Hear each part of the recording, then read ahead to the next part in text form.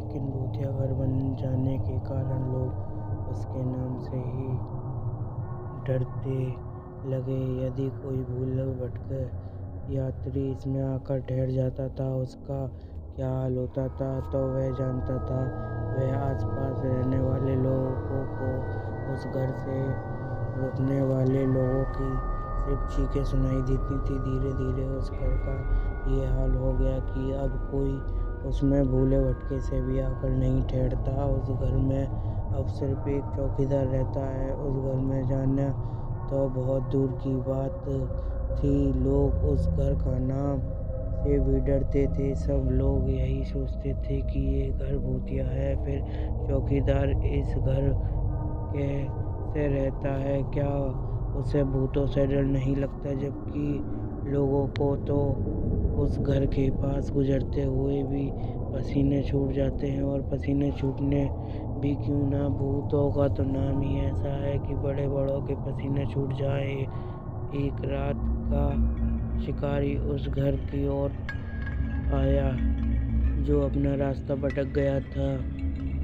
ये घर चारों तरफ से जंगल में घिरा था। दूर दूर तक किसी इंसान की आवाज़ सुनाई नहीं देती थी। बाहर भयंकर तूफान आया था। तूफान साथ ही बड़े जोरों की बारिश शुरू हो गई। शिकारी घर में अंदर आया, आवाज़ लगाई, अरे कोई है? जब घर में कोई था ही नहीं तो आवाज़ कौन देता? शिकारी ने एक बार फिर जोर जोर से आवाज़ लगाई, अरे भाई कोई है क्या यहाँ?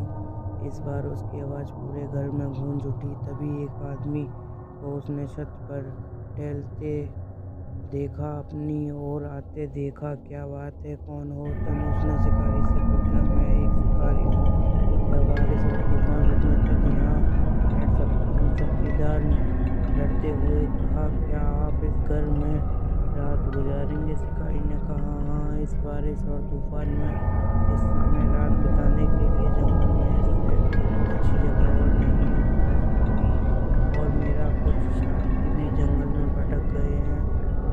हो सकते हैं कि इस घर को देखकर वो भी यहाँ आ जाएं।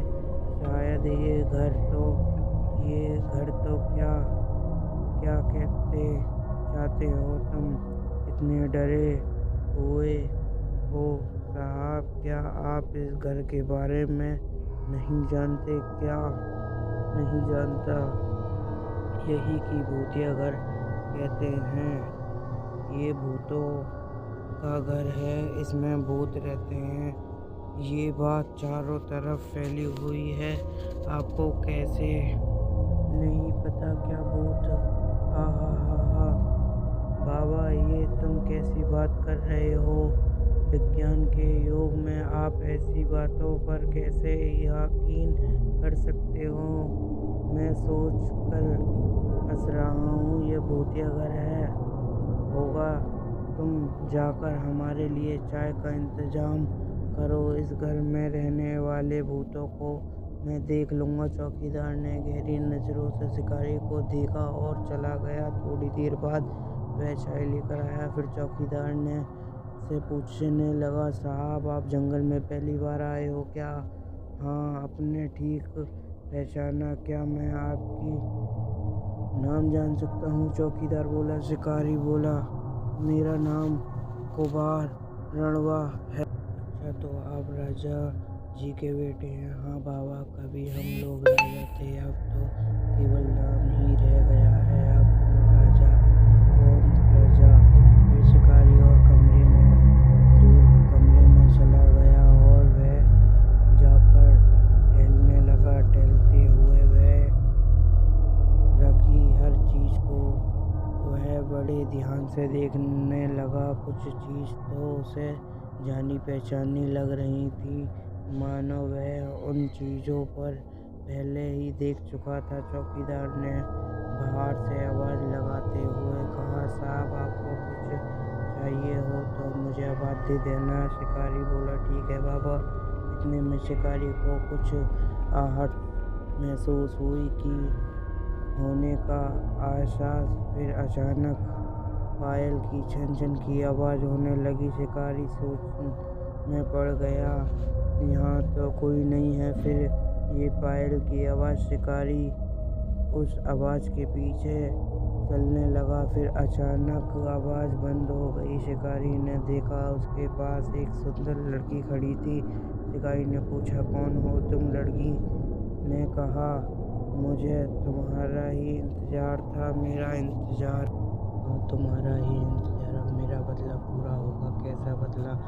इतना कहकर लड़की गायब हो गई। शिकारी के डर से पसीने छूटने लगे और वह चौकीदार से बोला, बाबा वह लड़की कौन थी? चौकीदार बोला, साहब वो मेरी बेटी सुमन है। शिकारी चौंक कर, क्या बाबा तुम्हारी बेटी? लेकिन वह एकदम से कहाँ चली गई? चौकीदार साहब वह चली नहीं गई, आदर्श हो गई। शिकारी, ये सब क्या हो रहा है? मेरी तो कुछ समझ में नहीं आ रहा। बाबा आप मुझे विस्तारित से बताएं। चौकीदार, रातें हुआ साहब। दुर्घटना से वह मेरी बेटी जो अब जीवित नहीं है, उसे आपका बड़ा भाई से प्रताप हो गया था। तब आप बहुत छोटे थे, लेकिन जब आपके पिताजी को ये बात पता चली तो राजा जी ने मेरी बेटी को फांसी की सज़ा दे दी। उसका शरीर तो खत्म हो गया, लेकिन उसकी आत्मा बदले की आग में जल उठी। वो एक भयानक प्रेत बनकर लौटी और एक करके उसने सबको मार डाला। आपको राजा साहब पहले ही पढ़ने के लिए बाहर भेज चुके थे, लेकिन सब मरने के बाद भी उसका गुस्सा शांत नहीं हुआ। तो दोस्तों, आप सबको हमारी आज की कहानी कैसी लगी हमें कमेंट करके ज़रूर बताएं, और इसका दूसरा पार्ट देखने के लिए कमेंट में पार्ट 2 ज़रूर लिखें। अगर आपको आज की कहानी अच्छी लगी हो तो प्लीज़ लाइक कर दें। हमारा चैनल डाउन में चल रहा है, प्लीज़ सपोर्ट मी। यही कहना चाहूँगा। जय हिंद, जय भारत।